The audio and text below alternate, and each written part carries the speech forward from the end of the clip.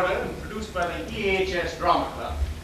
Now, in it you'll see Mr. Truitt, Mr. Brett, Mr. Calhoun, Miss Smet, Miss Fox, Miss Rosenbaum, and many others too numerous to mention.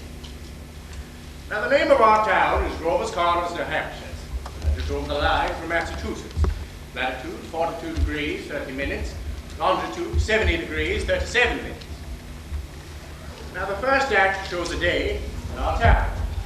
The date is May 7th, 1901, just before dawn. Yeah, just about. The sky's beginning to show us some streaks of light there in the east, back of our mountain. Yes, the morning star always gets wonderful bright just a minute before it has to go. Well, now, I'll show you how our town lies. Up here is Main Street. Cutting across to the left there are the railroad tracks. Across the tracks is Polish Town. You know, a lot of foreigners that come here to work at the mill. There's a couple of Canuck families in the Catholic Church. Over here is the Congregational Church. Across the street, Presbyterian, Unitarian, and Methodists are down there. The Baptists are down in the hollow by the river. Over here, next to the post office, is the town hall. Jail was in the basement. You know, Brian once made a speech from those very steps right there. Well, along Main Street there's a row of stores. There's horse blocks and hitching posts out in front of them. The first automobile is going to come along in about 5 years. It belonged to Banker Cartwright, our town's richest citizen. And he lives up in the big white house up on our hill there. Over here is the grocery store and Mr. Morgan's drugstore. Yes, most everyone in town manages to look into these stores at least once a day. Well, and this here is our doctor's house, Doc Gibbs. Here's the back door. And here are some trellises for those who feel they have to have scenery. Out here's Mrs. Gibbs' garden. There's corn, peas, beans, heliotrope, hollyhock, and, well, a lot of burdock. Now, back in those days, our town newspaper came out about twice a week. The Grover's Corner Sentinel. And this here is Editor Webb's house. Down there is Mrs. Webb's garden. It's just like Mrs. Gibbs, only there's a lot of sunflowers, too. And this down here is a big butternut tree. It's a nice town, you know what I mean? No one very remarkable ever come out of it, so far as we know. The earliest dates on the tombstones up in the cemetery there say 1670. There's Grovers and Cartwrights, and Gibbses and Herseys, the same names as around here now. Well, as I said, it's early morning. The only lights on in town are over in a cottage by the tracks where a Polish mother has just had twins. And over at Joe Crowd's house where Joe Jr. is getting ready to deliver the morning newspaper. And over at the depot where Shorty Hawkins is getting ready to flag the 545 for Boston. Yeah, there she is. Naturally, out in the country, they've been lights on for some time, with milk and so on. But the town folks sleep late, so another day's begun. Here comes Doc Gibbs down Main Street now, coming back from that Navy case. And here comes Mrs. Gibbs, come downstairs to get breakfast ready. Now, Doc Gibbs died in 1930. The new hospital's named after him. Mrs. Gibbs died first, though, a long time ago, in fact. She went out to visit her daughter, Rebecca, who married an insurance man in Canton, Ohio, and died there, pneumonia. Yes, but her body was brought back here. She's up there now with a whole mess, Gibbses and Herseys. Yes, she was Julia Hersey just before she married Dr. Gibbs in the Congregational Church over there. Yes, in our town, we like to know the facts about everybody. And here comes Mrs. Webb, downstairs to get her breakfast ready, too. That's Doc Gibbs. He got the call to Polish Town at 1:30 this morning. Yes, and here comes Joe Crowd, delivering Mr. Webb's sentence. Morning, Doc. Oh, good morning, Joe. You want your paper now? Oh, yes, I'll take it. Anybody been sick, Doc? No, some twins over in Polish Town now. Joe, I see a teacher, Miss Foster, is getting married. Yes, sir. Fella over in Concord. Why, Claire, well, how do you boys feel about that? Well, of course, ain't in our business. But I think if a person starts out to be a teacher, she ought to stay one. I say, how's your knee, Joe? Just fine, Doc. Like you said, it always tells me when it's gonna rain. Well, what's it telling me today? Is it going to rain? No, sir. You sure now? Yes, sir. Do you ever make a mistake? No, sir. I want to tell you something about that boy Joe Crowell there. Joe was awful bright. He graduated head of his class here at high school. So we got a scholarship to Boston MIT, that is. Yes, and graduated head of his class from there, too. It was all written up in the Boston papers at the time. Going to be a great engineer, Joe was. But the war broke out and he died in France. What business he had picking a quarrel with the Germans, we can't make out to this day. But it all seems perfectly clear at the time. Yeah, Bessie, what's the matter with you? Yes, and here comes Howie Newsom, delivering the morning milk. Morning, Doc. Oh, well, good morning, Howie. Somebody sick. Had twins over to Mrs. Goraslaski's. Twins, eh? Sounds get bigger every year. Well, is it going to rain, Howie? Oh, it's a fine day. It'll burn through. Come on, Bessie. Well, hello there, Bessie. Tell me, Howie, how old is she? Going on 17, Doc. Bessie's all confused about the route, though. Ever since the Lockhart stopped taking their quart of milk each day. She wants to leave it one just the same. Keeps scolding me the whole trip. Good morning, Howie. Morning, Miss Gibbs. Doc's just coming down the street. Is he? Seems like you're late today. Yeah, something went wrong with the separator. Don't know what it was. Doc? Howie? Children, time to get up. Come on, Bessie. George, Rebecca. Everything all right, Frank? Yes, I declare, easy as kittens. Bacon will be ready in a minute. Sit down and drink your coffee. You can catch a couple hours sleep this morning, can't you? Well, Mrs. Wentworth is coming over at 11. Yes, I know what it's about, too. Her stomach ain't what it ought to be. All told, you won't get more than 3 hours sleep. Frank Gibbs, I don't know what's going to become of you. I do wish you'd go away someplace and take a rest. I think it would do you good. Emily, it's time to get up. Wally, 7 o'clock. I declare, Frank, you've got to speak to George. Seems like something's come over him lately. He's no help to me at all. I can't even get him to come get some wood. Is he sassy to you? No, he just whines. All he thinks about is that baseball. George, Rebecca, you'll be late for school. George!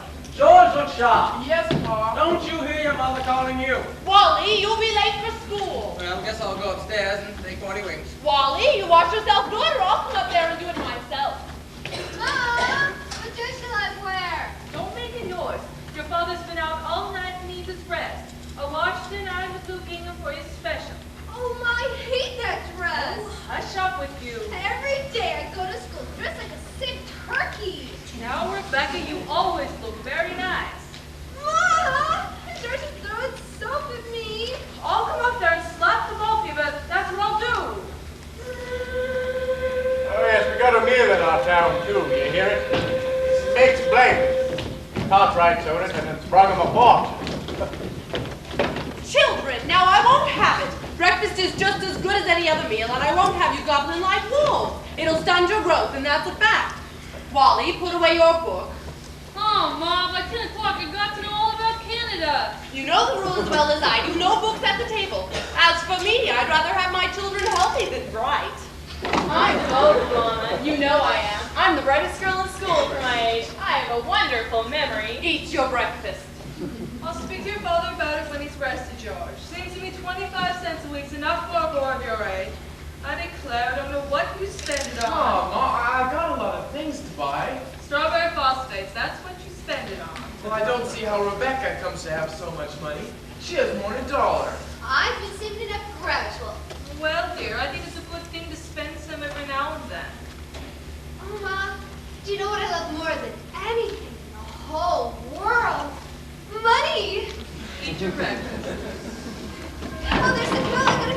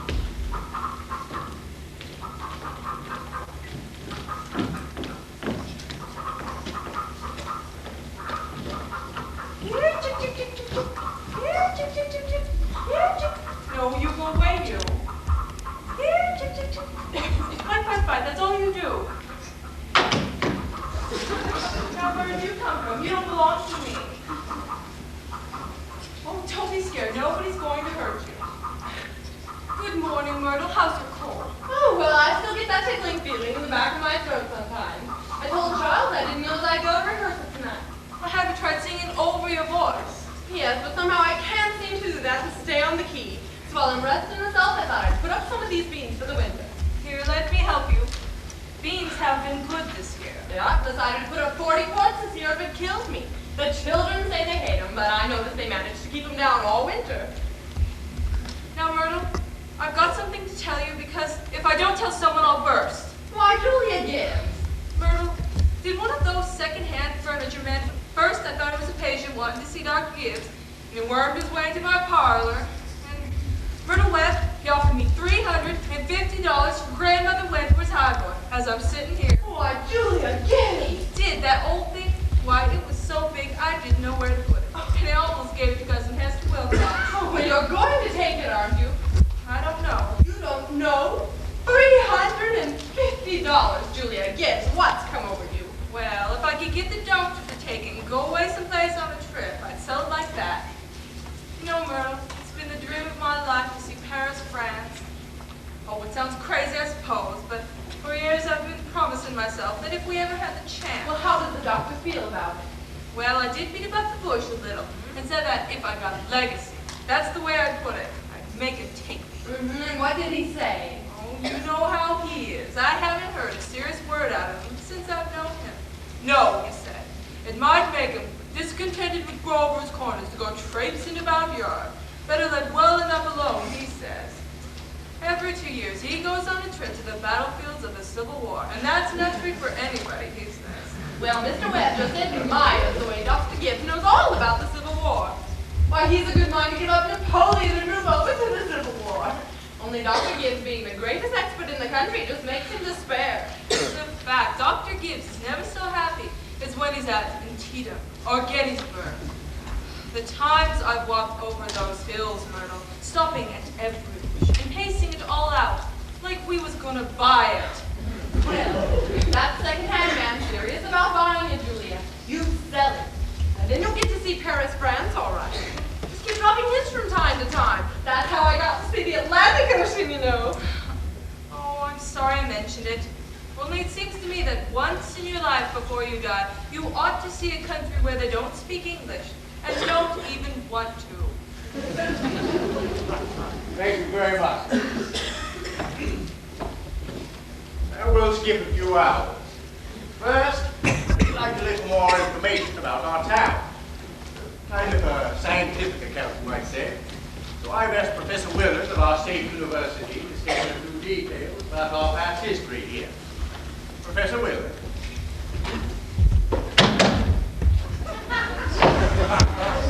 May I introduce Professor Willard of our state university? And just a few brief notes. Thank you, Professor. Unfortunately, our time is limited. Grover's Corners lies on the old Pliocene granite of the Appalachian Range. I may say it is some of the oldest land in the world, and we are very proud of it here. Of course, there are some more recent outcroppings, sandstone shown to the shelf of Devonian basalt, and some vestiges of Mesozoic shale. But these are comparatively new, perhaps 200 or 300 million years. Highly interesting fossils have been found, actually, I may say, unique fossils, 2 miles north of the Peckham Farm in South Peckham's Cowmaster. And these may be seen at the museum at the university at any time. Of course it is at any reasonable time.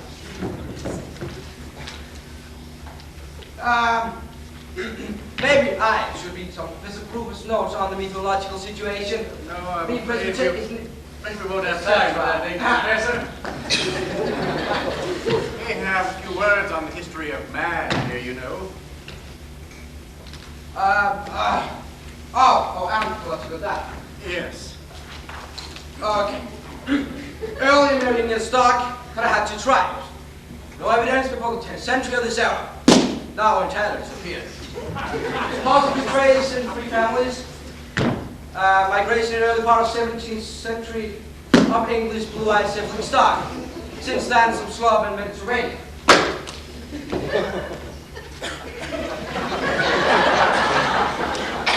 And the population, Professor?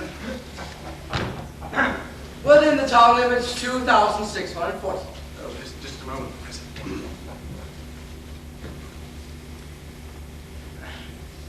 Thank you, sir. The population at the moment is 2,642.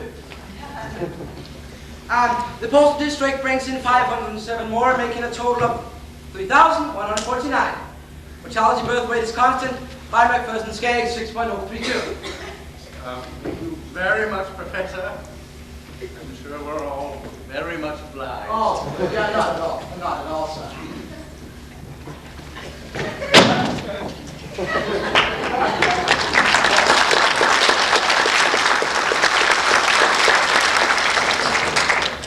Well, now it's time for the political and social report.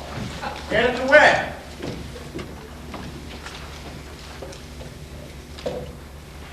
Mr. Webb. He'll be here in a minute. He just cut his hand while eating an apple. Thank you, Mrs. Webb. Charles, everybody's waiting. Mr. Webb is the publisher and editor of the Grover's Corner Sentinel. That's our local newspaper, you know. Well, I don't have to tell you that we're run here by a board of selectmen. All males vote at 21, women vote indirect. We're low middle class, with a sprinkling of professional men, 10% illiterate laborers. Now, politically, we're 86% Republican, 6% Democrat, and 4% Socialist. The rest are indifferent.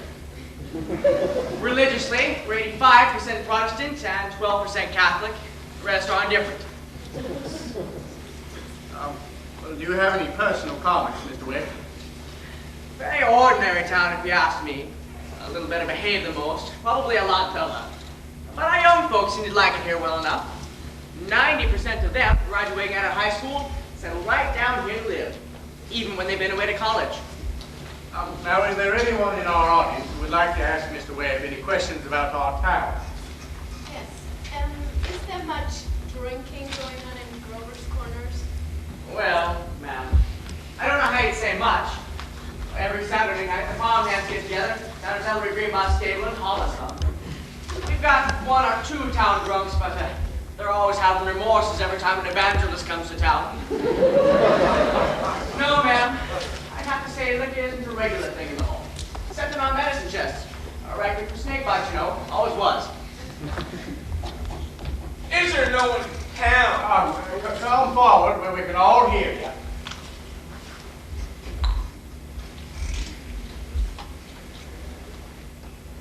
Now, what was it you wanted to ask?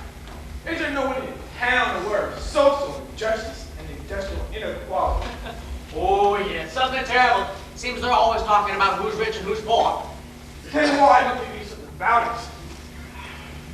Well, I don't know. I guess we're looking, like everybody else, to find a way for the sensible and diligent to rise to the top, and the lazy and quarrelsome to sink to the bottom. But it ain't easy to find. In the meantime, we do our best to help those who can't help themselves, and those that can, we generally leave alone. Are there any other questions? Mr. Webb, Yes, ma'am. is there any culture or love of beauty in Grover's Corners? Well, no, ma'am. Not in the sense that you mean. Come to think of it, there are a couple of girls who play piano at the high school commencement, but they ain't happy about it. No, ma'am, there's not much culture. Maybe this is the place to tell you. We've got pleasures of a kind here. We like to watch the sun coming up over our mountain in the morning. We like to listen to the birds. Pay a lot of attention to them. We like to watch our seasons change.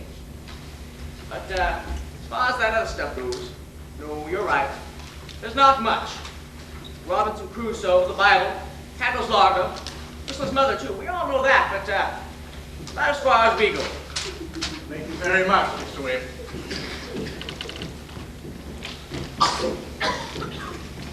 Well, now we'll get back to the town.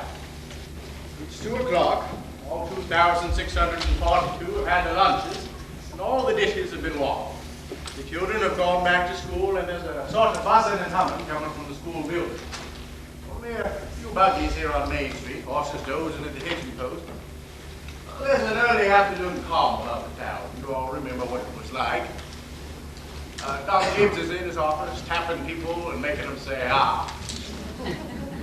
And Mr. Webb is over there cutting his lawn. You know, every 1 out of 10 men think it's a privilege to push his own lawnmower. I can't, Lois. I gotta go home and help my mother. I promise.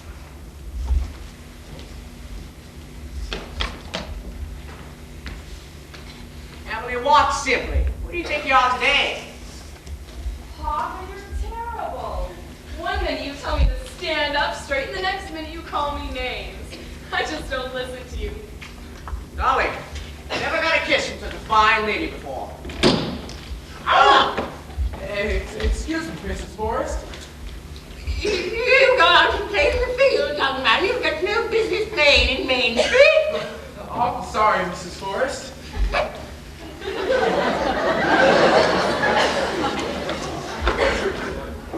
Oh, hello, Emily.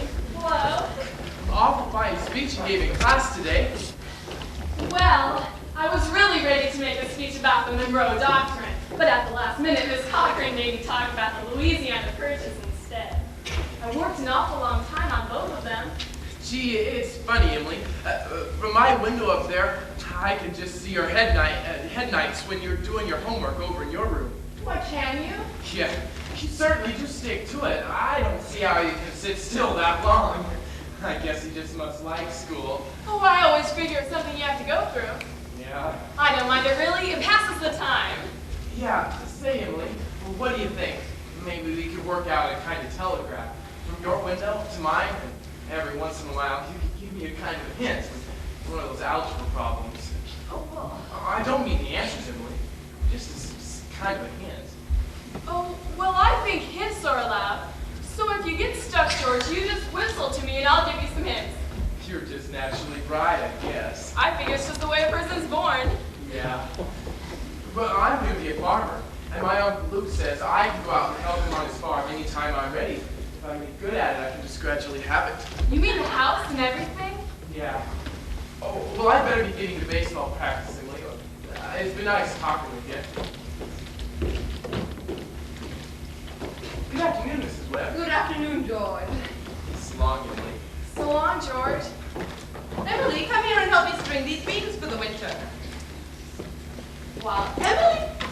George kids actually let himself have a real conversation, didn't he? Why, he's growing up. How old do you think he would be? Oh, I don't know. But let me see. He must be almost 16. Mama, I made a speech in class today and I was very good.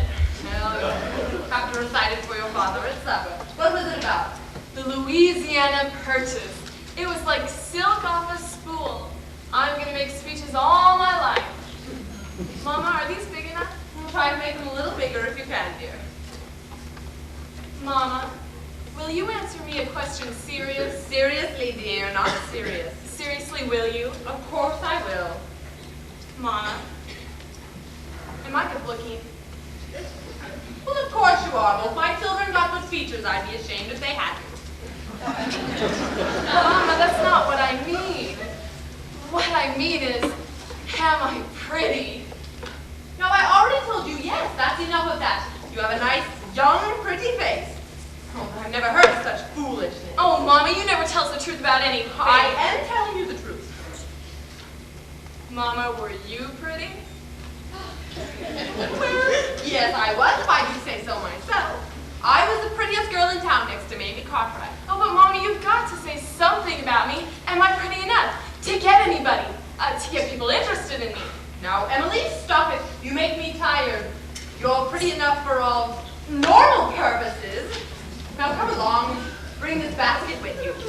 Mama, you're no help at all.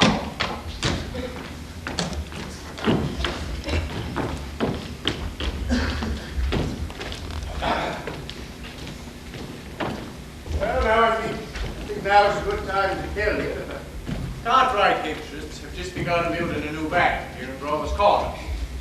They had to go to Vermont for the marble, sorry to say. They've asked a friend of mine whether she'd put in the cornerstone for people to dig up 1,000 years from now. Well, we're putting in a copy of the New York Times and a copy of Mr. Webb's Sentinel. We're kind of interested in this, because some scientific fellows have found a way of painting all that reading material with a kind of glue, silicate glue. It will make it keep 1,000, 2,000 years. Of course, we're putting in a Bible, a copy of William Shakespeare's plays, and a copy of the Constitution of the United States. But what do you say, folks? What do you think? You know, Babylon once had 2 million people in it, and all we know is the names of the king, and copies of wheat contracts, and the sales of slaves. Yes, every night, the father came home from work, the family sat down to supper, and the smoke went up the chimney. Same as here. Even in Greece and Rome, all we know of the real life of the people is what we can piece together after the joking poems and the comedies they wrote for the theater back then. So I'm going to have a copy of this play, put from the cornerstone, so that people 1,000 years from now will know a few simple facts about it. More than the Treaty of Versailles and the Lindbergh fight. You see what I mean? So, people 1,000 years from now, this is the way we were. In the provinces north of New York, at the beginning of the 20th century. This is the way we were in our growing up and our marrying, in our living, in our dying.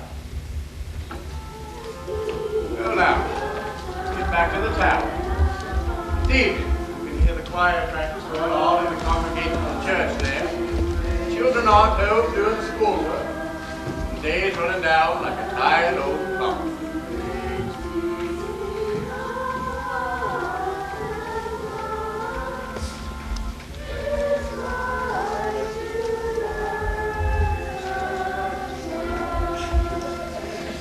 All right, now do it again. And remember, ladies, music came into the world to give pleasure. Try it again.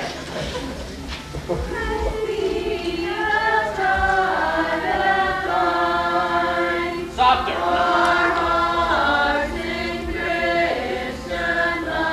Softer. Now look here, everybody. Get it out of your head. The music's only good when it's loud. You leave loudness to the Methodists. You couldn't beat them, even if you wanted to. Now again, tenor. Emily. Hello? Hello. I can't work at all. The moonlight's so terrible. Emily, did you get the third problem? Which? The third. Why, yes, George, that's the easiest of them all. I don't see it. Do you think you could give me a kind of a hint? Well, I'll tell you one thing. The answer's in yards. In yards? How do you mean? In square yards. Square yards. Yes, George, don't you see? Yeah. In square yards of wallpaper. Oh, in square yards of wallpaper. Thanks a lot, Emily. You're welcome. My, isn't the moonlight terrible? And choir practice going on. I think if you hold your breath, you can hear the train all the way to Connick. Hear it? What do you know? Well, I guess I better go back and try to work. Good night, Emily. Good night, George.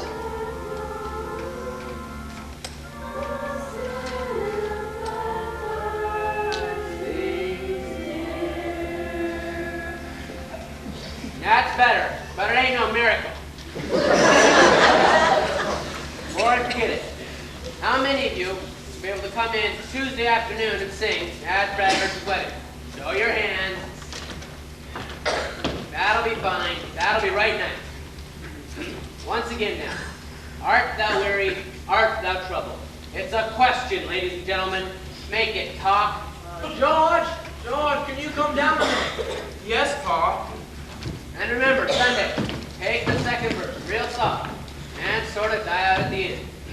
Ready?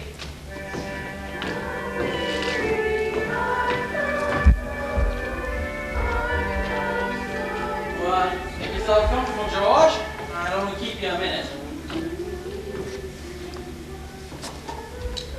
George, how old are you? Well, I'm 16, almost 17. You plan on doing after school's over? Why, you know, Pa. I'm going to be a farmer on Uncle Luke's farm. Oh, so you'll be willing, will you, to get up early every day and milk and feed the stock and still be able to hoe and hay all day long? Why, sure, Pa. How do you mean? Well, George, while I was in my office today, I heard a funny sound. What do you think it was? It was your mother chopping the wood. So there you see your mother every day. Getting up early, cooking meals all day long, washing and ironing. And still she'll go out into the backyard and chop the wood. Well, I guess she just got tired of asking you. She just gave up and decided that it would be easier to do it for herself. And you eat her meals.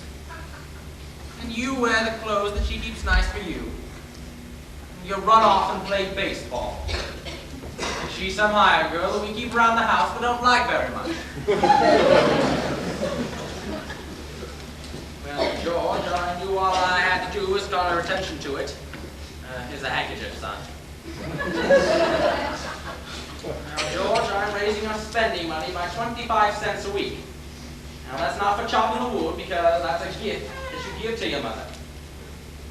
Because you're getting older, and I'm sure that you can find a lot of things to do with it. Thanks, Pa. Now, let me see here. Tomorrow's payday, yes? You can count on it. I suppose Rebecca will feel she ought to have some more, too. Well, I wonder where your mother is at this hour. Why, practice has never been as late as this before. It's only 8:30, Pa. Oh, I don't know why she joined that old choir anyway. She hasn't got any more voice than an old crow. Traipsing around the streets at this hour of night. It's about time you retired. Don't you think? Yes, Pa. Good night, Martha. Good night, Mrs. Foster. Good night. Well, be sure to tell Mr. Webb. I'm sure he'll want to put it in the paper. My, it's late. Good night, Irma. Good night. Well, that was a real nice choir practice, wasn't it? Mm-hmm.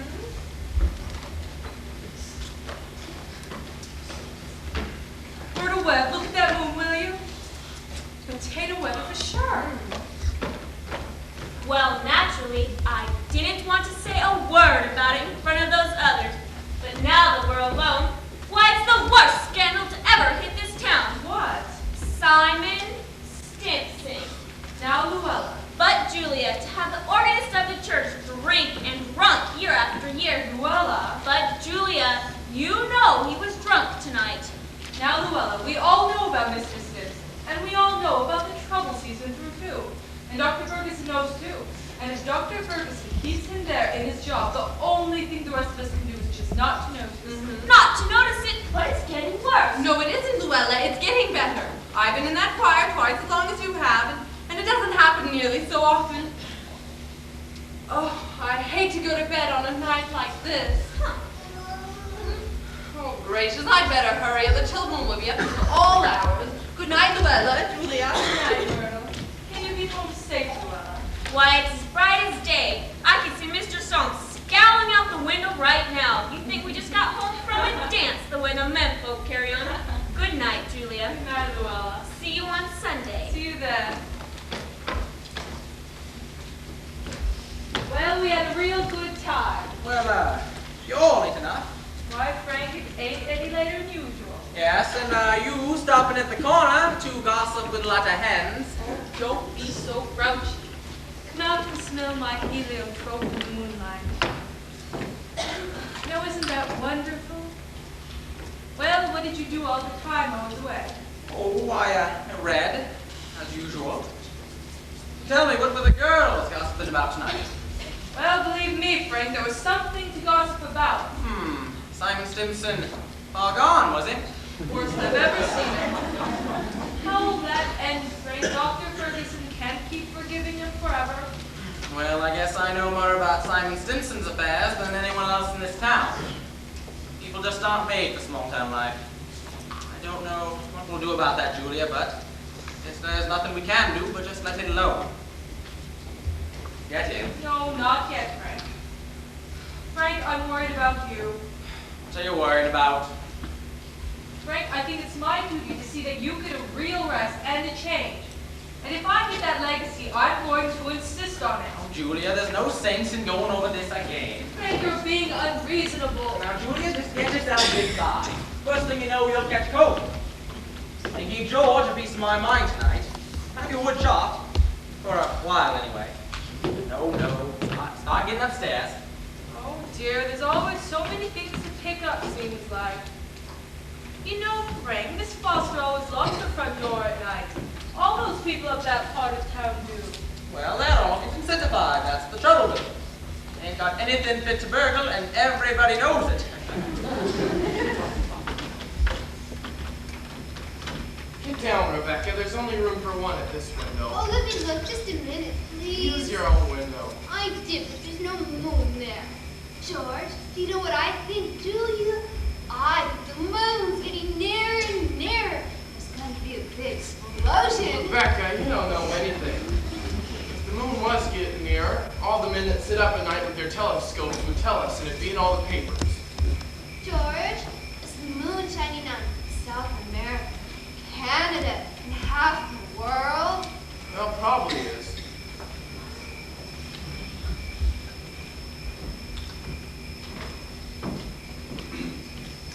Nine 30. Hope the lights in town are out. There's Constable Warren checking a few doors on Main Street. And here comes Editor Webb after putting his newspaper to bed. Good evening, Bill. Evening, Mr. Webb. What a mood.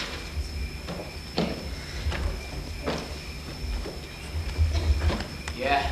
Quiet nice. Simon Stimson is rolling around a little. Just saw his wife moving out to hunt for him, so I looked the other way. There he is now. Good evening, Simon. Town settled down pretty well for the night, wouldn't you say?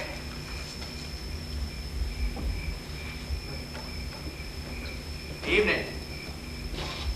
Yeah, town settled down pretty well for the night. Don't you think we ought to do the same? What if I walk away with you, Simon?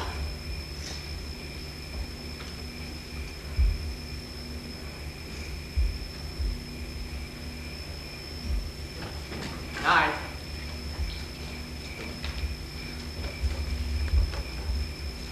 I don't know how that's going to end, Mr. Webb. Well, you see the peck of troubles, one thing after the next. Say, Bill, if you see my boy smoking cigarettes, would you have a word with him, Bill? He thinks an awful lot of you. I don't think he smokes no cigarettes, Mr. Webb. Leastways, not more than 2 or 3 a year. Well, I hope not. Good night, Bill. Good night, Mr. Webb.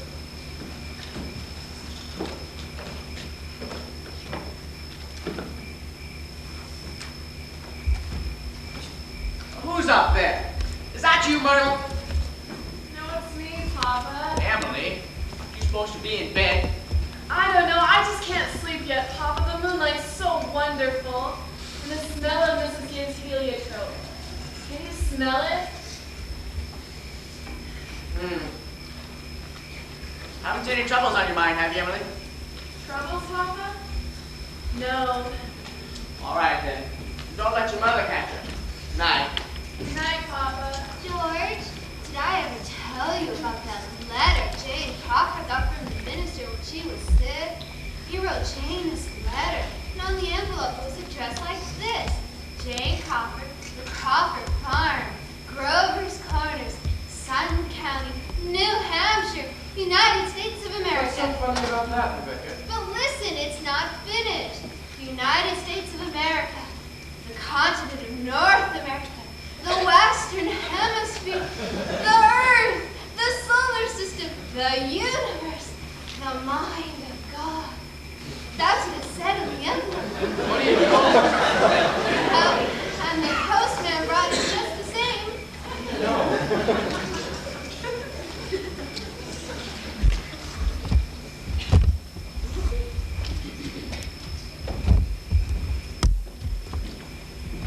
Well, that's all the first act, friends. You can go out and smoke now, those that smoke.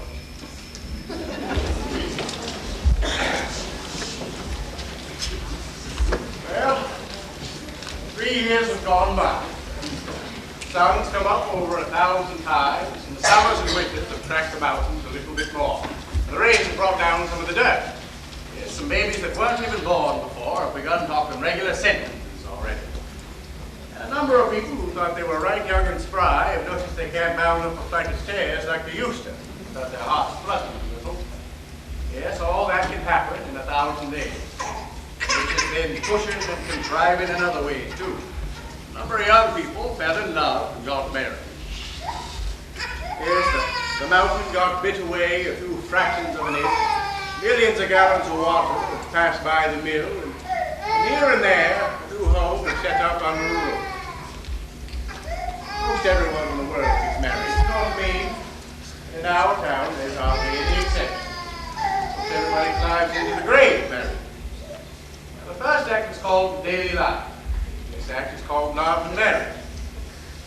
So it's 3 years later, 1904, July 7th, just after the high school commencement. That's the time that most of our young people jump up and get married, as soon as they pass their final examination in Cicero's orations and solid geometry. It seems they finally feel themselves fit to be married.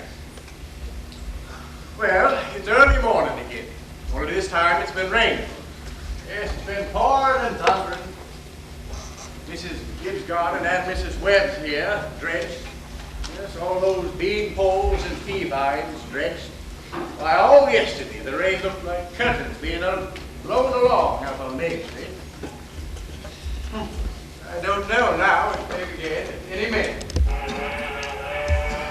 Well, there's the 5:10 train for Boston.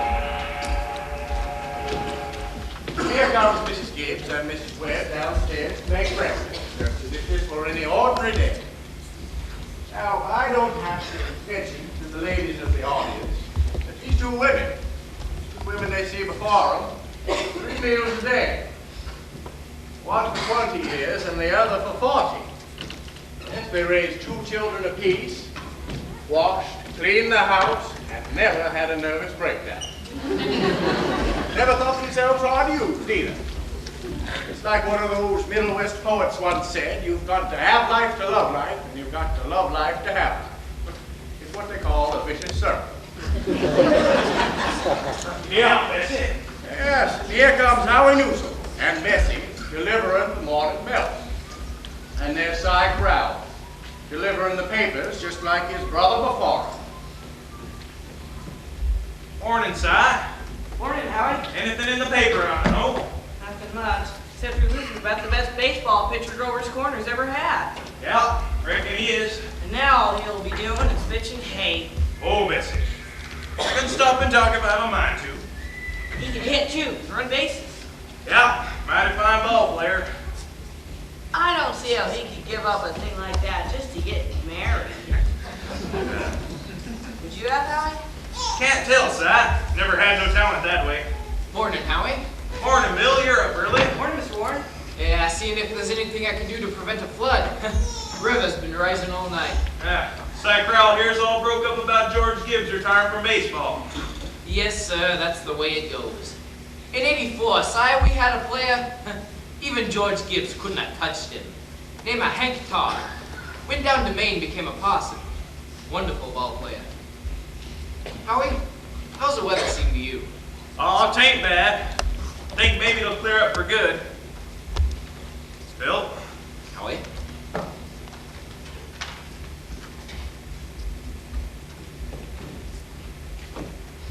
Morning, Miss Gibbs. Good morning, Howie. How much you want today? Look, I'm going to have a house full of relatives today, Howie, so looks like I'll need 3 milk and 2 cream. Too bad about the weather. Think maybe it'll clear up for good. Certainly hope it will. Yes, my wife told me to tell you special. I hope they'll be happy. I know they will. Thanks a lot, Howie. Tell your wife I hope she gets to the wedding. She'll get there if she can. Well, maybe she can.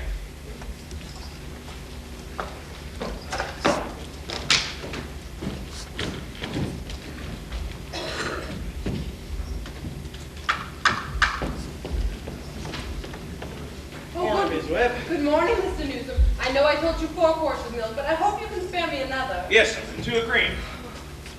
Do you think it will start raining again, Howie? Well, I was just telling Miss Gibbs as how it may clear up. My wife told me to tell you that we'll hope they'll be happy. I know they will. Thank you, and tell Mrs. Newton thank you.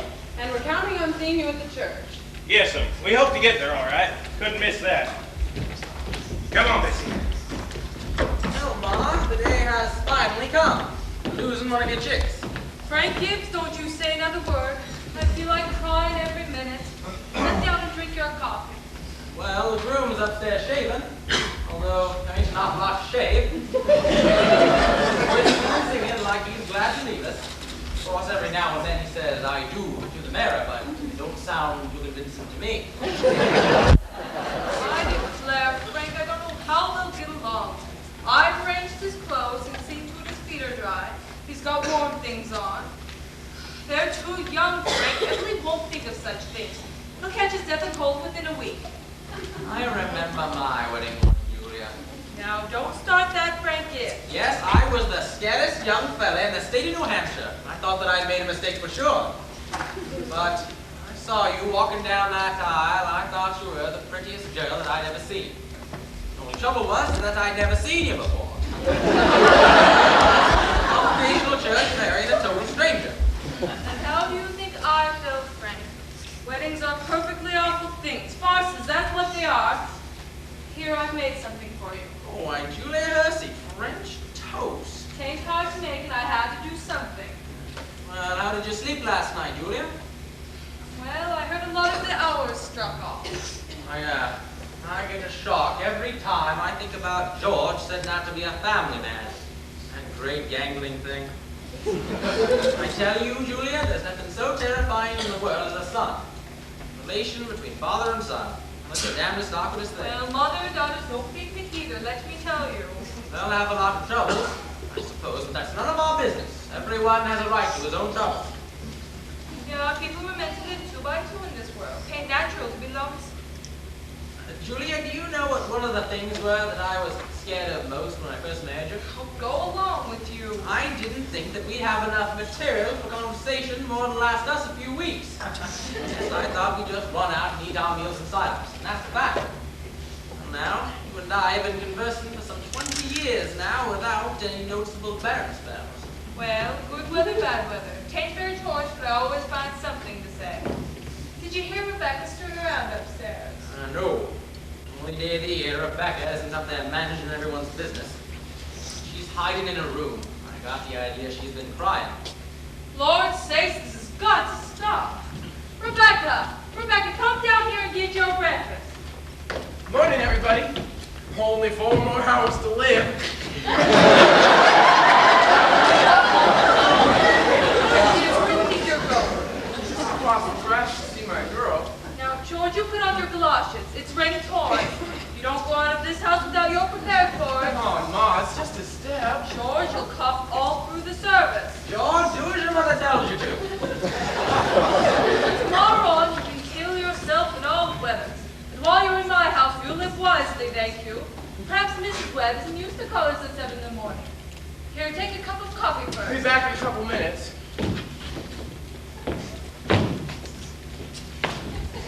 Morning, Mrs. Webb. Oh, good morning, George. You've frightened me. Well, now, really, you understand. You'll come in out of the rain for a minute, but I hate to say it, George. I can't have you in. Why not? Well, you know as well as I do, the groom can't see his bride on their wedding day, not until they're in church. That's just a superstition. Morning, Mr. Webb. Good morning, George. Mr. Webb, you don't believe in such superstitions, do you? There's a lot of common sense in superstitions, George. Millions of people have followed it, George, and you're not going to be the first to fly in the face of custom. Well, how's Emily? I don't know. She hasn't waked up yet. Haven't heard a sound out of her. Emily's asleep? And no wonder. We were up until all hours sewing and packing. I'll tell you what I'll do, George. You come here and sit down with Mr. Webb and drink this cup of coffee, and I'll go upstairs and make sure she doesn't come down and surprise you. There's some bacon there, too, but don't be long about it.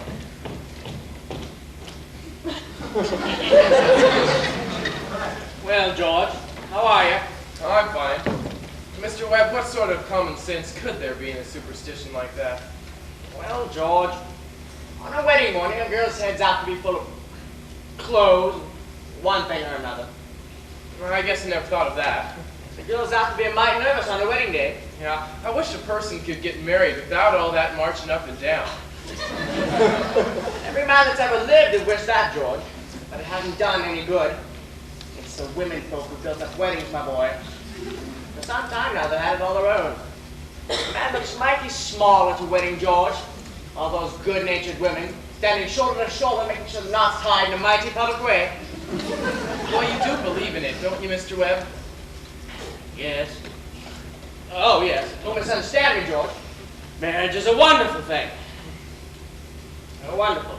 Don't you ever forget that. No, sir. Mr. Webb, how old were you when you got married? Well, you see, George, I'd been away to college and it had taken some time to get settled. But Mrs. Webb wasn't much older than what Emily is now. Age hasn't got much to do with it, compared with all other things. What were you going to say, Mr. Webb?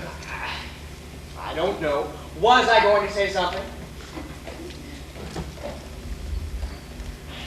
George, I was remembering the other night the advice my father gave me on my wedding day. Yes, he said. Charles, he said. First thing to do is you got to start right off showing who's boss. Best thing to do is to give an order. Doesn't matter what it is, as long as she obeys. And he said, if anything about her annoys you, anything at all, a conversation, anything, that you get right up and leave the house. That'll make it clear to her. Oh, yes. And he said, never let your wife know how much money you have. Never. Well, I couldn't exactly. So I took the opposite of his advice. I've been happy ever since. So let that be a lesson to you, George. Never ask anybody about personal matters. Are you going to raise chickens on your farm? What? Are you going to raise chickens on your farm? Oh, yes. Uncle Luke's never gone in much for chickens, but I've been figuring on reading up. A book came into my office the other day, and the phylos for raising chickens, George. I want you to read it.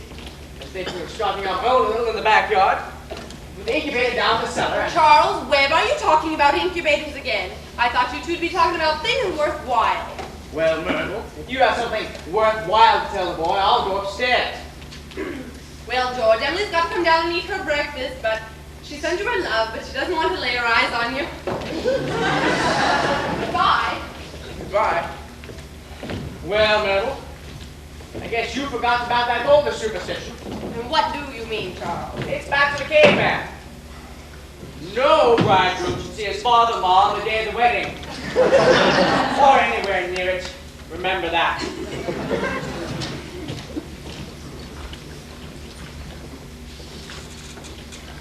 Thank you very much, Mr. and Mrs. Webb.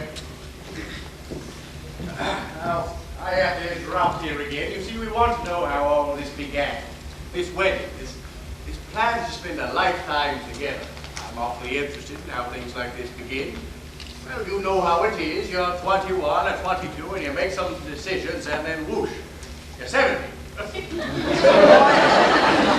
been a lawyer for 50 years and that white-haired lady by your side has eaten over 50,000 meals with you. Well, how do all these things begin? Now, George and Emily are going to show you now a conversation they had when they first knew, as the saying goes, that they were meant for one another. But before they do that, I want you to try and remember what it was like when you were very young, and particularly the days when you were first in love. You were very much like a person sleepwalking. You didn't quite see the road you were walking in, and you didn't quite hear everything that was said to you. Yes, you were just a little bit crazy. You try and remember that, please. Now, they'll be coming out of high school here at 3 o'clock. George has just been elected president of the senior class, and as this is June, that means he'll be president all next year. And Emily's been elected secretary and treasurer. Well, here they come down Main Street now. I can't, Louise. I gotta go home. Goodbye. Oh, Ernestine. Ernestine, can you come over tonight and do Latin? Isn't that Cicero the worst thing? Well, tell your mother you have to. Goodbye. Goodbye, Helen. Goodbye, Fred. Emily, can I carry your books home for you? Why, then it isn't very far. Say, Bob, if I'm a little late for practice, and start early and give Herb some long highways. Oh, goodbye, Lizzie. Goodbye. I'm awfully glad you were elected too, Emily. Thank you. Emily, why are you mad at me? I'm not mad at you. Well, you've been treating me so funny lately. Well, since you asked me, I might as well say it right out, George. Oh, goodbye, Miss Corcoran. Goodbye, Miss Corcoran. What is it? I don't like the whole change that's come over you in the last year. I'm sorry if that hurts your feelings, but I've just got to tell the truth and shame the devil. Change? What sort of change?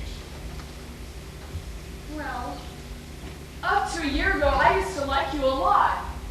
I used to watch you while you did everything, because we'd been friends for so long.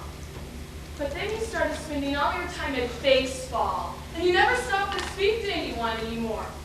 Not to really speak.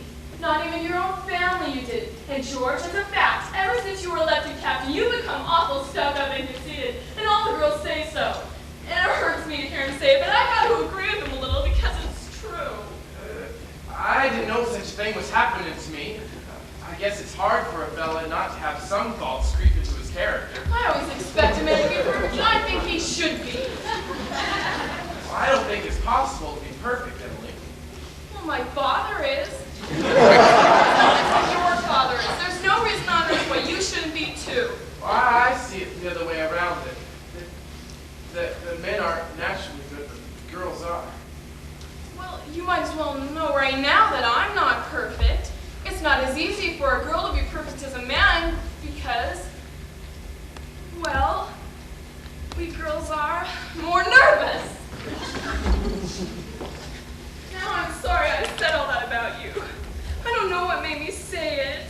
Emily? Now I can see it's not the truth at all. Suddenly I feel it's not important anyway. Emily, would you like an ice cream soda or something before we go home?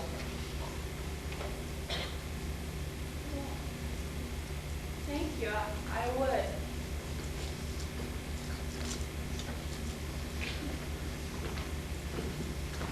Oh, hello, Stu. How are you doing? Good afternoon, Mrs. Slocum.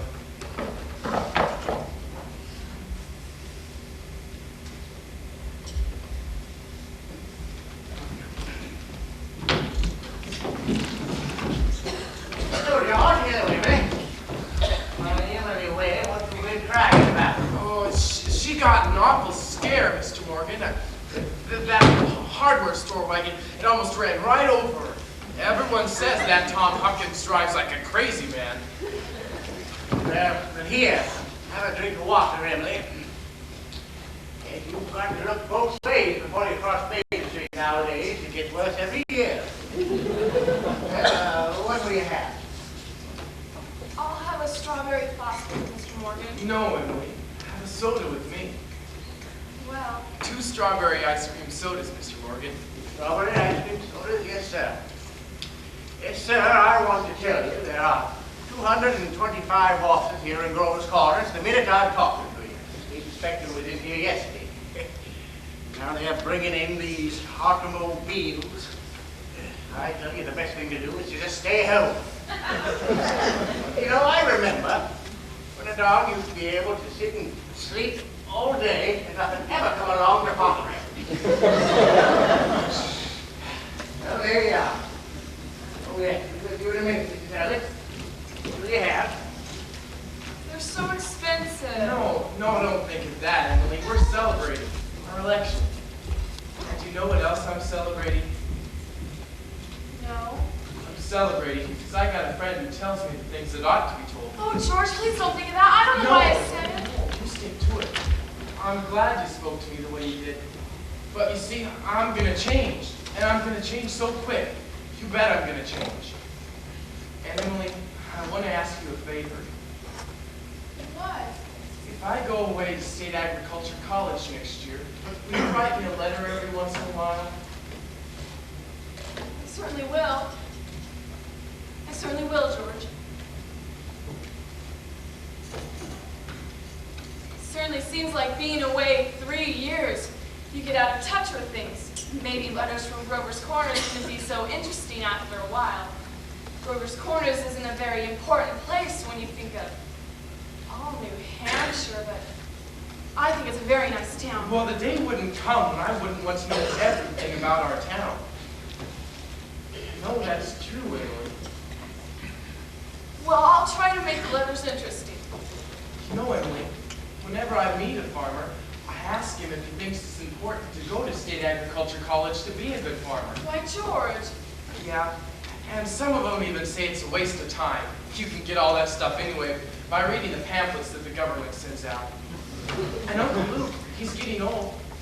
He's about ready for me to take over the farm tomorrow if I could. My!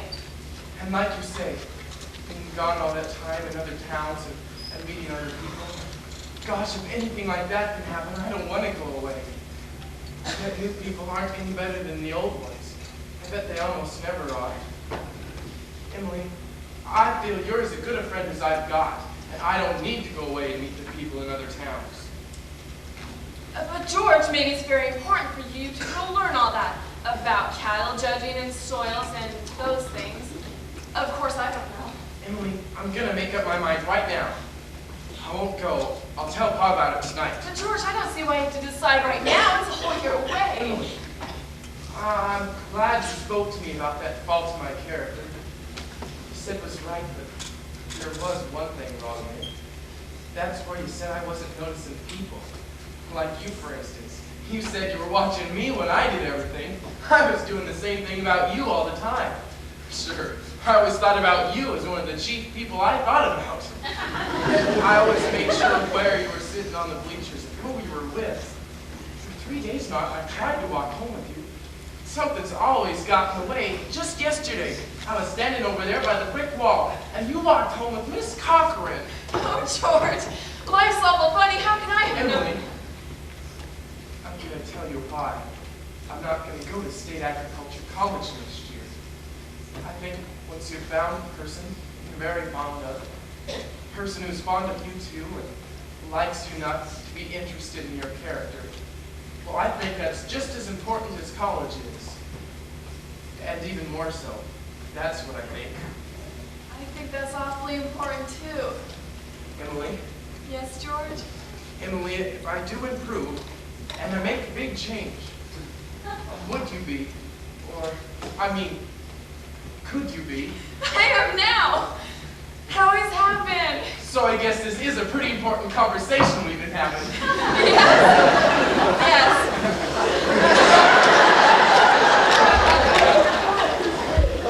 Wait just a minute, and I'll walk you home.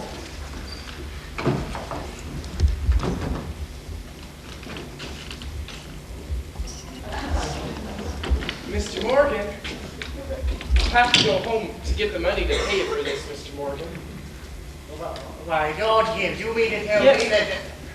I had good reasons, Mr. Morgan. Look, here's my gold watch, and you can keep it till I come back with the money.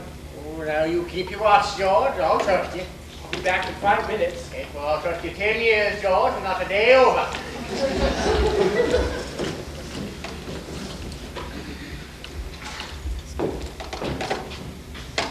You all over your shop, Emily? Yes, thank you, Mr. Morgan. It was nothing. I'm ready.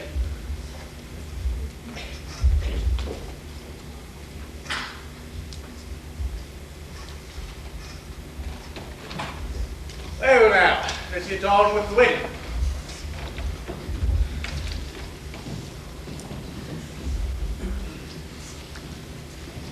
Well, there are a lot of things to be said about the wedding. A lot of thoughts go on during the wedding.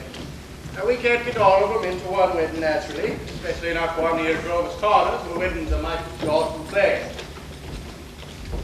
Now, in this play, I take the part of the minister, so that gives me the right to say a few things more. Yes, just for a while now, the play gets pretty serious. You see, some churches say that marriage is a sacrament. Now, I don't know what that means, but I can get it. It's like what Mrs. Gibbs said a minute ago. People are supposed to live 2 by 2. Now, this is a good wedding. The people in it are kind of young, but they come from a good state, and they chose right. those European fellows once said, every time a child is born into the world, nature's attempt to make a perfect human being. You've seen nature pushing and contriving for quite some time now. We all know that she's interested in quantity, but I think she's interested in quality too. Well, maybe she's trying to make another good governor for the state of New Hampshire. That's what Emily hopes anyway. And let's not forget the other witnesses to this wedding, the ancestors, millions of them. Both of them set out to live 2 by 2 as well. Millions of them. Well, that was my sermon. It wasn't very long anyway.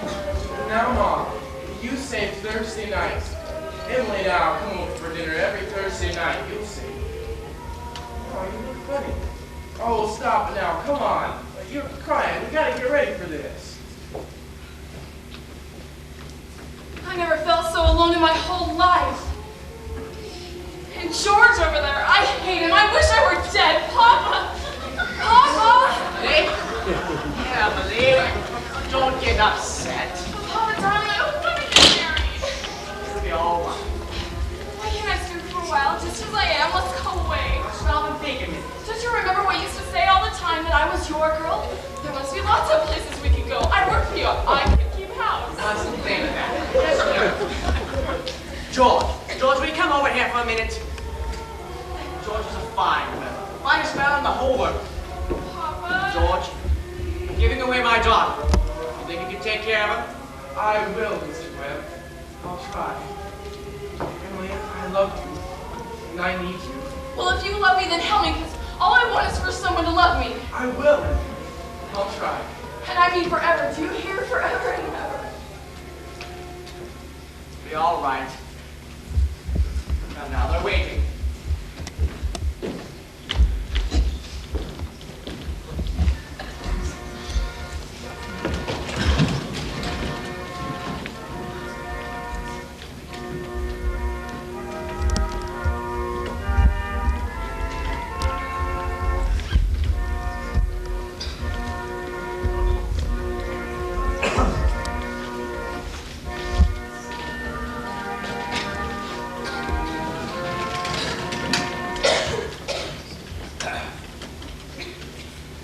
You, George, take this woman, Emily.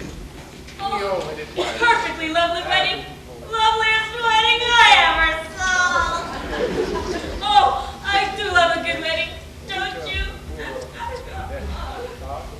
I do. Doesn't she make a lovely bride? You, Emily, take this and go. You over Don't this know when way. I've been to such a nice wedding. I always cry. Don't know why it is. I just like to see your people happy. Oh, don't you? I do. The ring.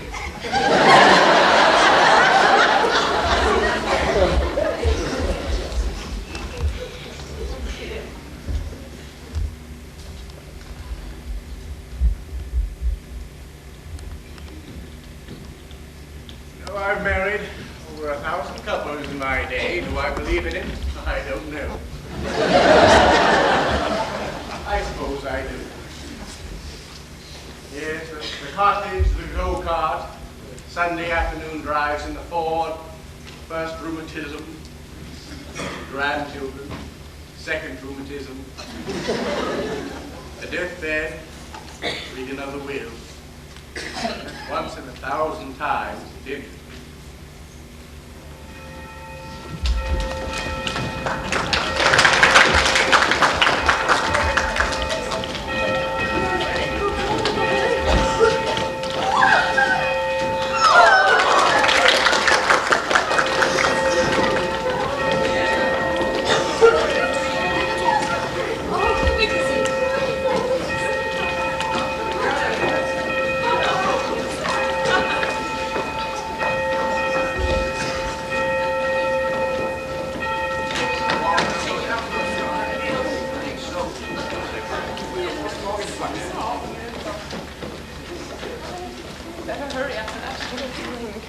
Oh, aren't they a lovely couple? I don't remember when I've been to such a nice wedding.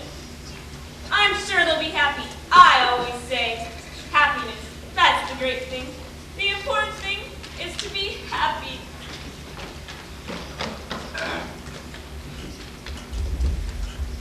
Well, that's all the second act, friends. 10 minutes intermission. What great that taught my heart to fear, and great my fear relieved. How precious that grace of fear, the hour I first believed.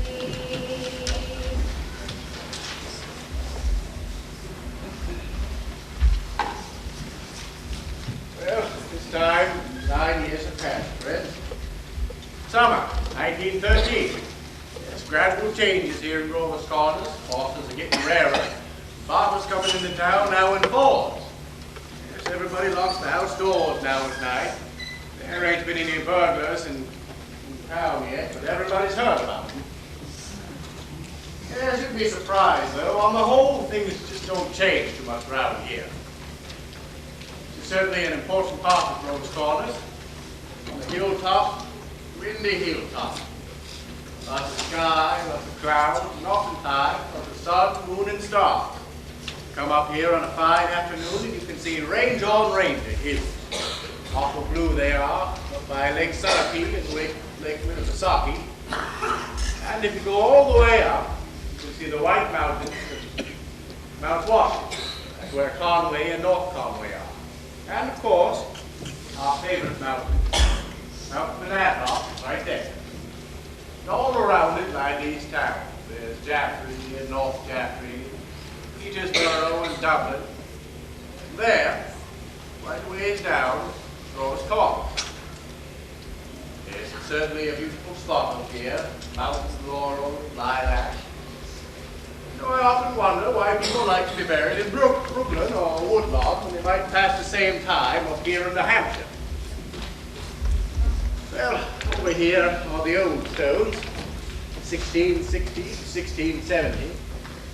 Strong-minded people that come a long ways to be independent. Yes, in the summer, people walk around there laughing at the funny words written on the tombstones. And it doesn't do any harm. Genealogists come up from Boston, get paid by the city folk for looking up their ancestors. They want to make sure that they're daughters of the American Revolution and of the Mayflower. Well, I guess that doesn't do any harm either. Over here are some Civil War legends. Iron flags on the graves. There's some New Hampshire boys.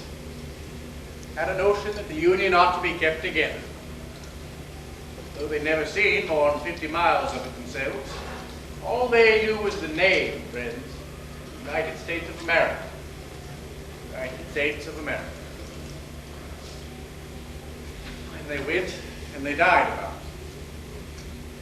And over here is the newer part of the cemetery. There's your friend, Mrs. Gibbs. Simon Stinson, organist at the Congregational Church. Oh, and Mrs. Soames, who enjoyed the wedding so much. You remember? And a lot of others, too. Wallace, Editor Webb's boy, was appendix first while he was on a Boy Scout trip to Crawford Notch. Yes, sir, an awful lot of sorrow was sort of quieted down up here. People just waddled and creep and brought their relatives right here to this hill. And then times, sunny days, rainy days, well, we all know how it is. Yes, a lot of folks come up here night and day, no post office. Now, there are a lot of things we all know. We don't take them out and look at them very often. We all know that something is eternal. And it ain't houses, and it ain't names, and it ain't the earth. Well, it ain't even the stars. We all know deep in our bones that something is eternal. And that something has to do with human beings. And the greatest minds that ever lived have been telling us that for over 5,000 years. And you'd be surprised how many people are always letting go of that fact. Yes, it's something deep down inside that's eternal about every human being. You know, the dead don't stay interested in us living folk for very long. Gradually, they let go hold of the earth. And the ambitions they had, and the pleasures they had, the things they suffered, and the people they loved, well, they get weaned away from the earth. That's the way I put it, weaned away. Yes, they stay here while the earth part of them burns away, burns out. So all that time, they slowly get indifferent to what's going on here in Grosvenor Corners. Well, they're waiting. They're waiting for something that they feel is coming, something important in Britain. Well, aren't they waiting for that eternal part of them to come out clear? Well, some of the things they're going to say maybe will hurt your feelings a little. But that's the way it is. Mother and daughter, husband and wife, enemy and enemy, money and miser, yes, all those terribly important things. They have a way of growing pale around here. What's left? What's left? Memory's gone. Your identity, Mrs. Smith.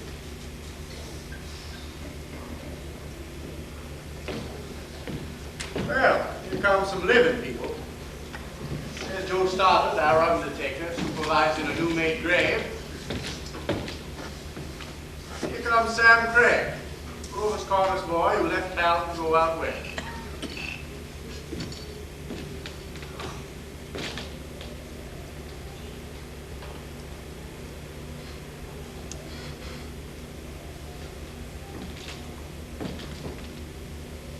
Coming along with the procession.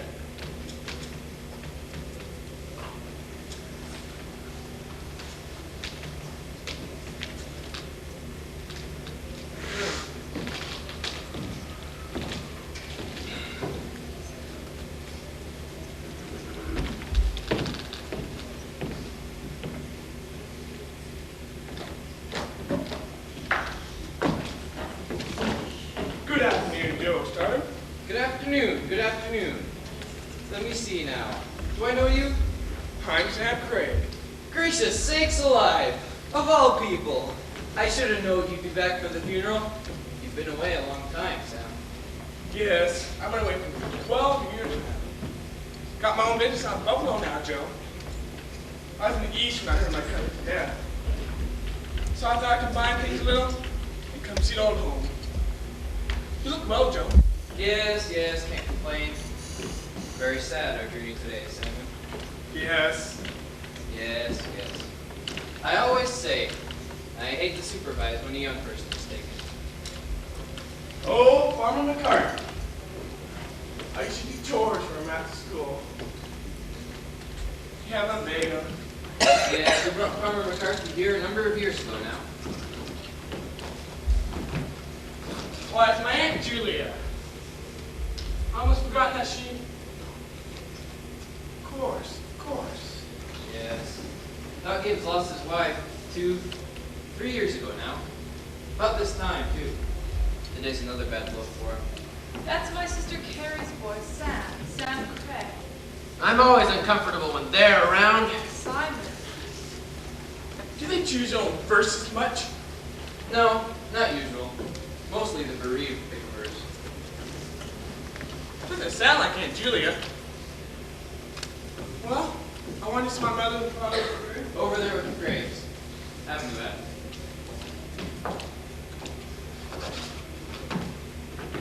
He was an organist at church, wasn't he? Drank a lot, we used to say. Nobody was supposed to know about it. He'd seen a peck of trouble. Took his own life, you know. Oh. Did he? Hung himself in the attic. They tried to hush it up, but of course it got around. Wrote his own effort out, though. You can see it there. It ain't a verse, exactly. It's just some notes of music. What is it, Joe? Oh, I wouldn't know. It was all wrote up in the Boston papers at the time. Joe?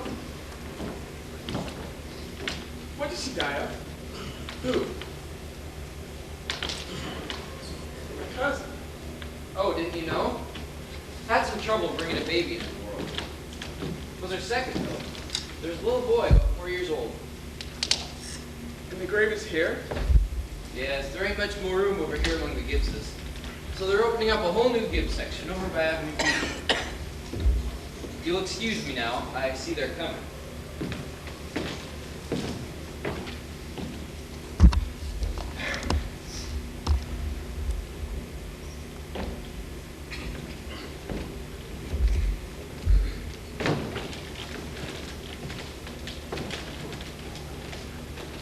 Who is it, Julia?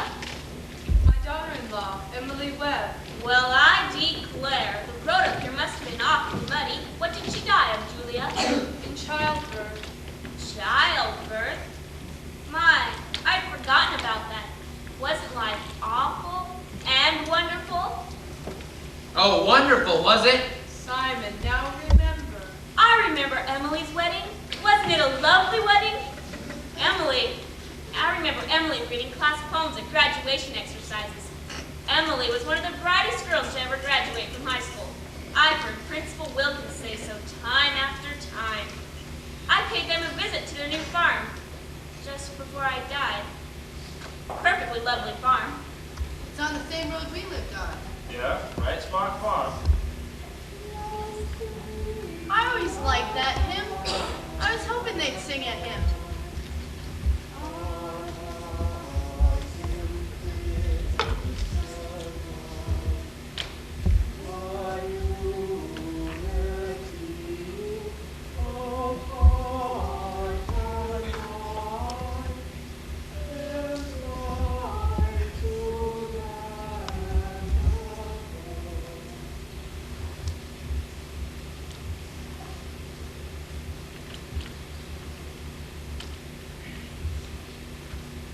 Hello. Hello, Emily. Hello, Miss Gibbs. Hello, Mother Gibbs. Emily. Hello. It's raining. Yes. They'll be gone soon, dear. Just rest yourself. It seems thousands and thousands of years since I...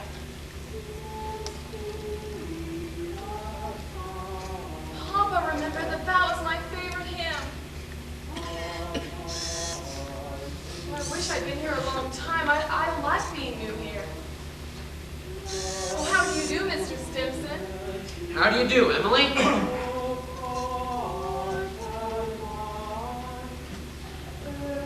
Mother Gibbs, George and I have made that farm to just the best place you ever saw. We thought of you all the time. We wanted to show you the new barn and the great long cement drinking fountain for the stock. We bought that out of the money you left us. I did. Do you remember, Mother Gibbs? The legacy you left us. Why, it was over $350. Yes, Emily. Well, there's a patent device on this drinking fountain so that it never overflows, Mother Gibbs, and it never sinks below the certain mark they have there. It's fine. It won't be the same to George without me, but it's a lovely farm. Life people don't understand, do they? No, dear, not very much. They're sort of shut up in little boxes, aren't they? I feel as though I knew him last 1,000 years ago. My boy is spending the day at Mrs. Carter's. Oh, Mr. Carter, my boy is spending the day at your house. Is he? Yes, he loves it there. Mother Gibbs, we have a Ford, too. Never gives any trouble. I don't drive, though. Mother Gibbs, when does this feeling go away? Of being one of them? How long does it... Dear, just wait and be patient. I know. Look, they're finished. Going. Look, Father Gibbs is bringing some of my flowers to you. He looks just like George, doesn't he? Mother Gibbs, I never realized before how troubled and how in the dark life person's on. Look at him, I loved him so.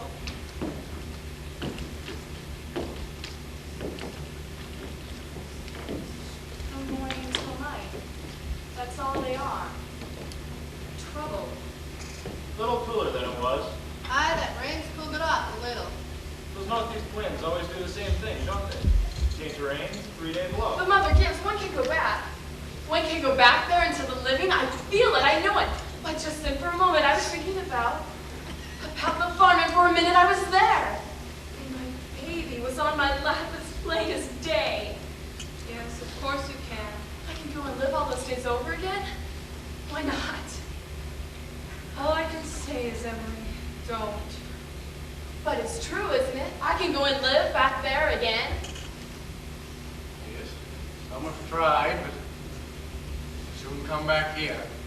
Don't do it, Emily.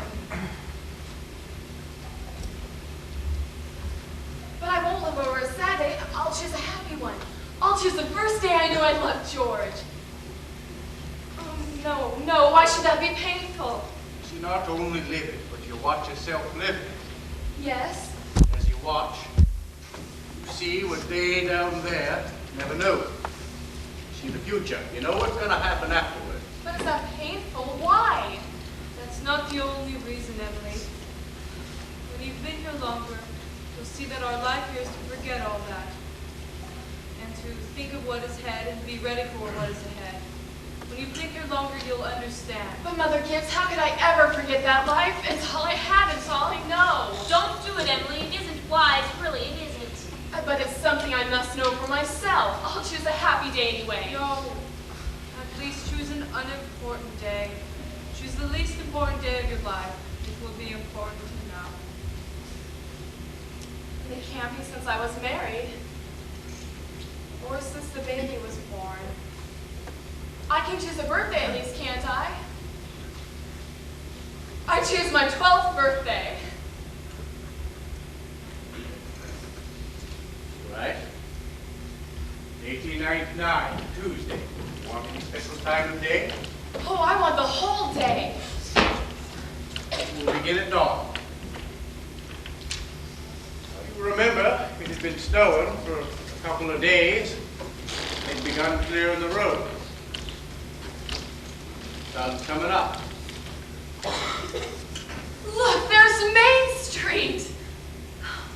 Why, that's Mr. Morgan's drugstore before he changed it.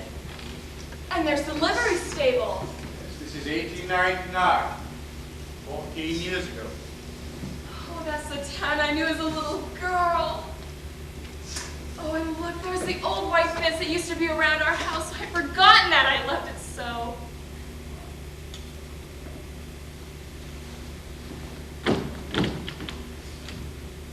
Are they inside?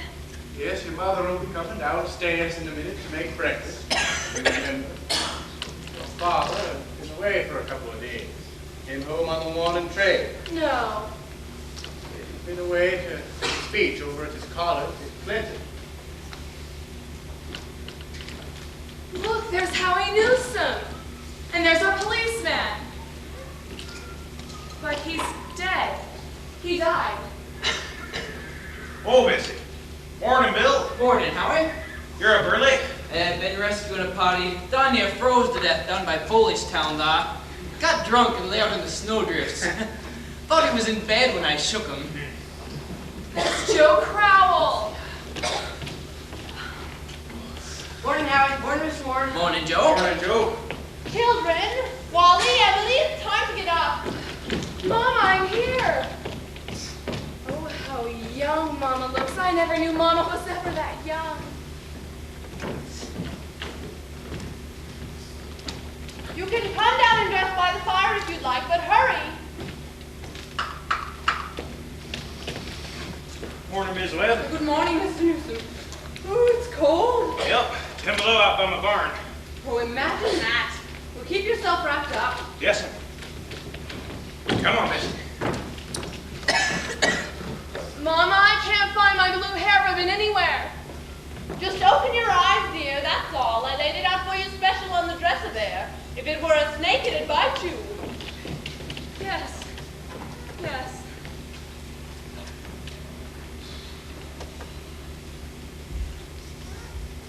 Morning, Bill. Morning, Mr. Webb.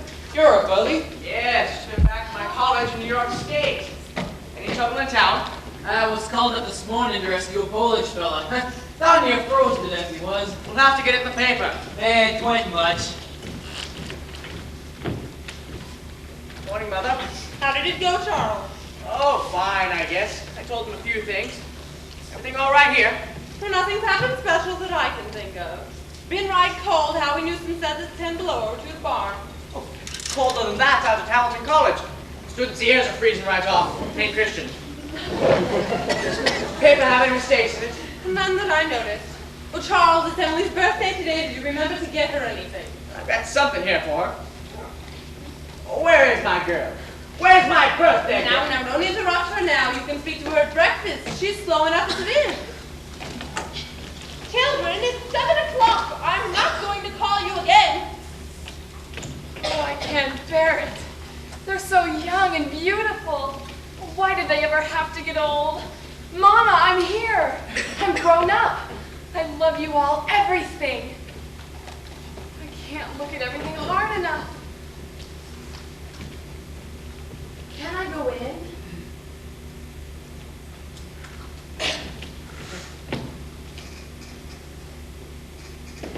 Good morning, Mama. Oh, a very happy birthday to my girl and many happy returns. There are surprises for you on the kitchen table. Oh, Mama, you shouldn't have.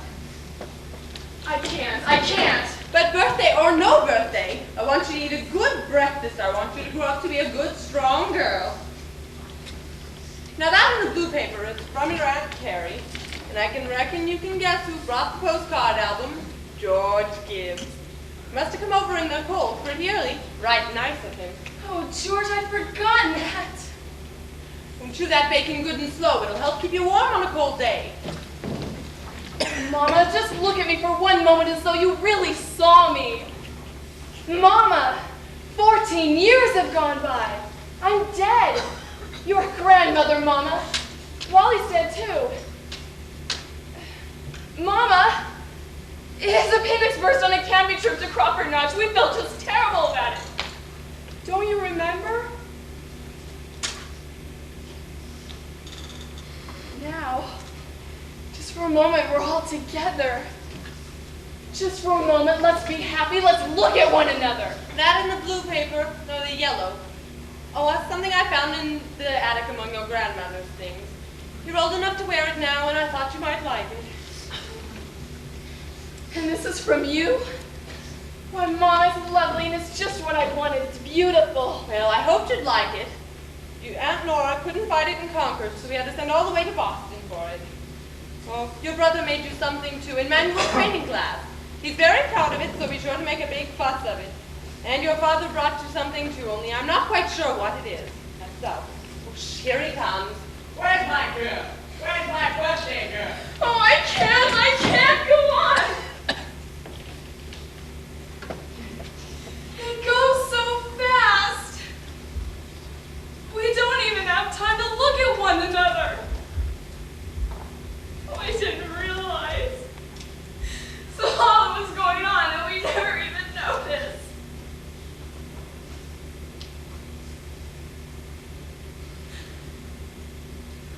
Take me back up the hill to my grave. First wait.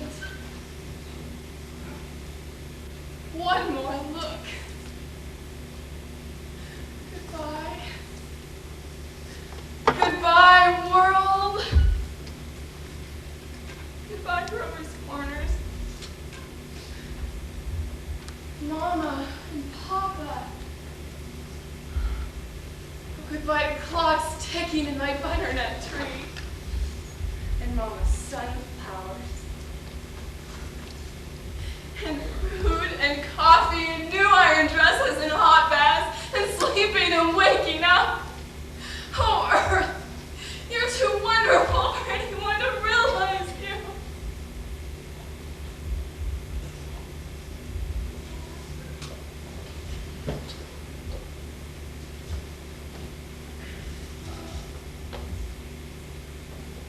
Any human beings ever realize life while they live it every minute? No. Poets, maybe, they do some.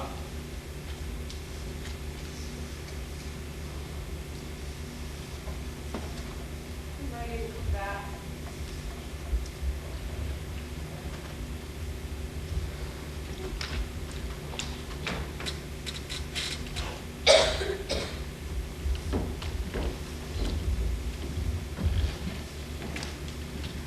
Were you happy? No. I should have listened to you. That's all human beings are. Just blind people. Look, the stars are coming out. It's clearing up. Oh, Mr. Stimson, I should have listened to them. Yes, now you know. Now you know. That's what it was to be alive. To move about in a cloud of ignorance. To go up and down, trampling on the feelings of those about you. To spend and waste time as though you had a million years. To be always at the mercy of one self-centered passion or another. Now you know.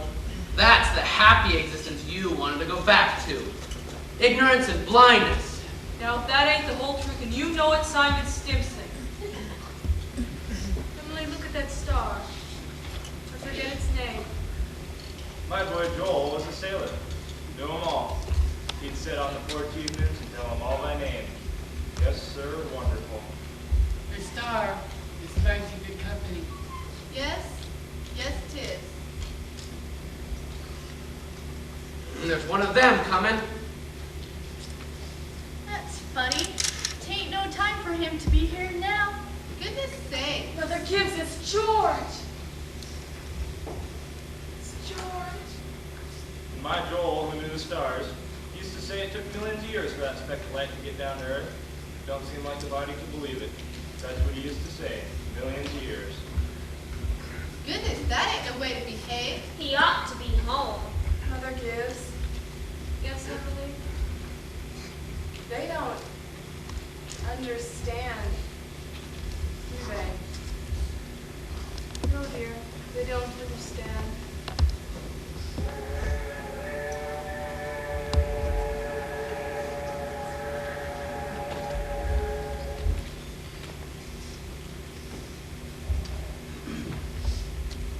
Everybody's asleep here in Grover's Corners.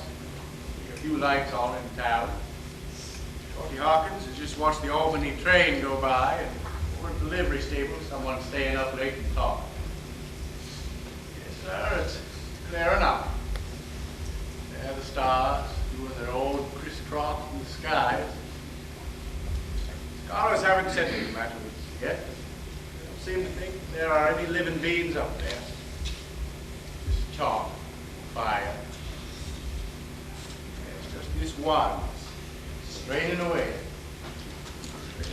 each day to make something of itself.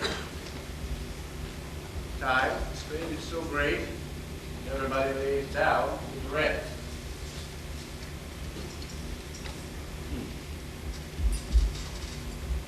Yeah. 11 o'clock here in Grover's Corners. Everybody's resting in Grover's Corners.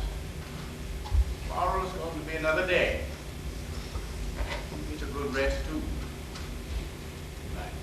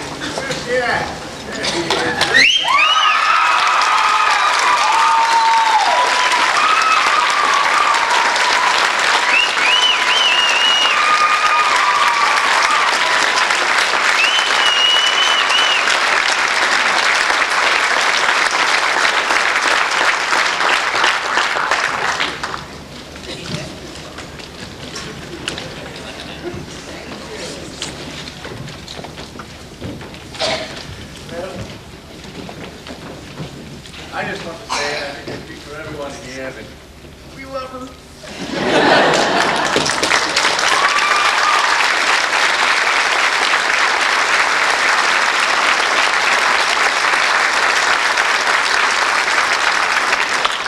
You know, I probably waited a long time to have an ensemble of actors who could do a play like this.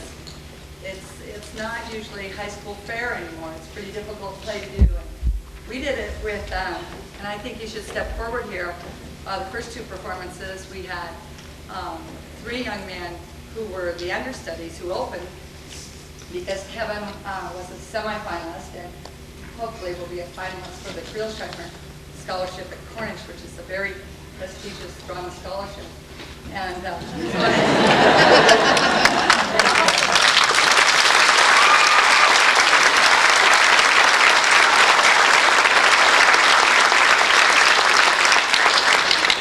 also might pay for most of his education. But I'd like, Chad Truitt was the stage manager for the first.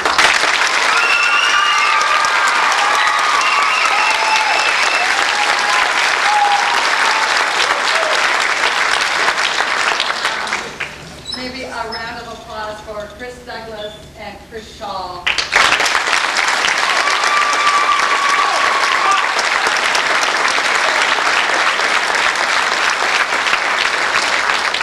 Really, really good job. There, we'll move quickly along here, but this is sort of our sentiment tribute, I guess, at the end.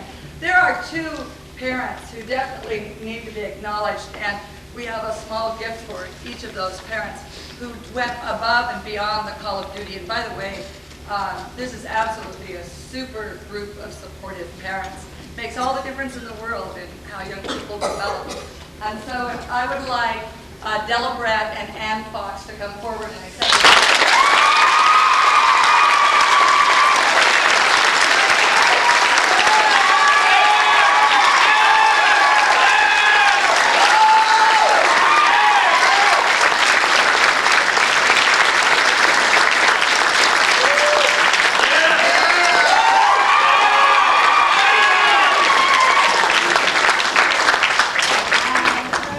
I'll tell you what, it's a lot of, there are thousands of hours that go into a production, and it's wonderful to have the support, not only of this wonderful group of students, but of their parents as well. And all of the parents were very good at really helping out in this production. I'd like all of the seniors to step forward to the platform, right down here at the end.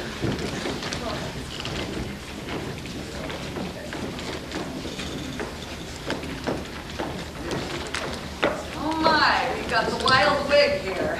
I like it. That's his hair. That's his material hair.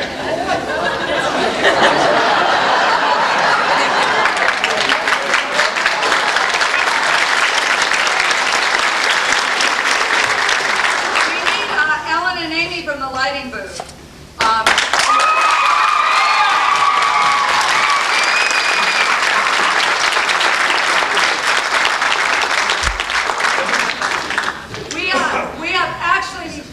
The actors have no power, and Amy makes this very clear, that the entire show depends upon her, and everything could go in the dark. Amy is our lighting and I don't know exactly, but she's got a style all her own. I heard her up there getting on the spotlight operators one night. She said, "You fools, you Mr. Q," or whatever. But there she is, Amy Shaw.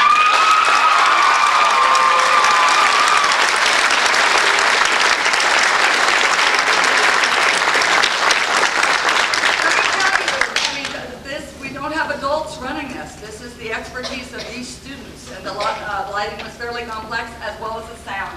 And he's just marvelous up there. I don't know how you juggle all of those tapes, but Alan Morse is our sound director.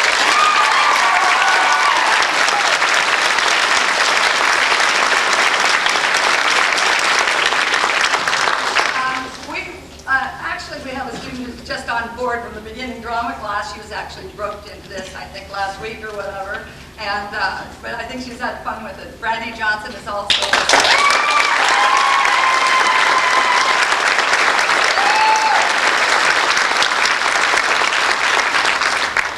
dead man, Mr. Shaw here, Chris Shaw, is one of our new actors, and will be a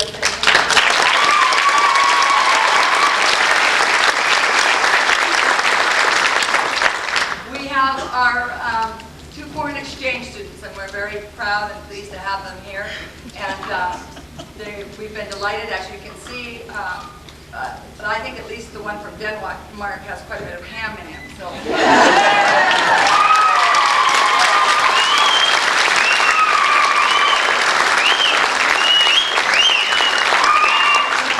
This is Soren Jorgensen and Tanya Stern from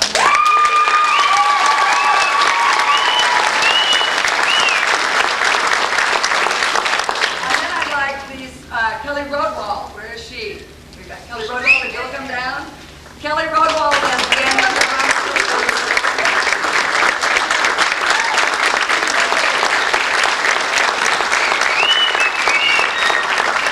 Kelly has done a variety of activities through her high school career and in conjunction with drama, and she's been a great help to me as an assistant to the director. I would like the 3 actors to step forward, Chad and Kevin and Colleen, if they could step forward. These 3 people have been with the drama program for quite a while. Actually, Kevin and Colleen have been with it through almost the duration of their high school. And Chad, well, she has. She's been there the longest. Then Kevin, and then Chad. But these are 3 dynamite.